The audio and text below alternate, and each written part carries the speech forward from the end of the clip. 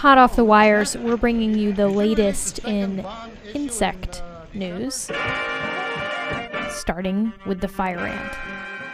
Actually, a glob of fire ants. Put them in water and they do this. So the mystery is, how are these fire ants floating? That's Craig Tovey, co-author on a paper this week describing the ant raft. And just to elaborate on why this is mysterious. Usually, a raft is made out of materials which are lighter than water. A fire ant, however, is a little bit more dense than water.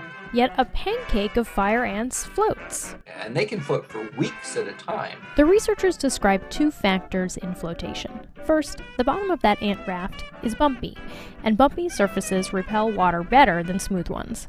Now, the other thing that makes them float is that there are a lot of little bubbles of air trapped between the ants. Then the question was, is there any way to model how the individual ants move to make this raft?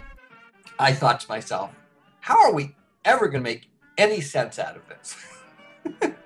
It just looks like such a mess, you know? But they found a model that explained the formation. You have thousands of ants, each moving randomly, but it averages out in a nice way to make an almost perfect circle. And not any old circle. It's self-repairing. It's self-assembling. It holds many passengers without killing any of them. And as an engineer, this is one of the things that interests Tovey about this work. We get ideas by observing and understanding how living organisms achieve functions, which we can then apply to human designs. Which brings us to our next news item.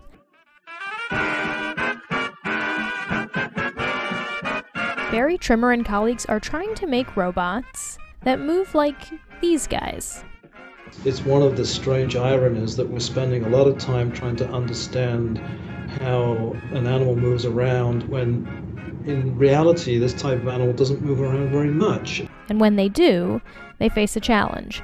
Because they have no bones, they can't accelerate very quickly. And the trick that we think caterpillars do is to change their shape. Like this.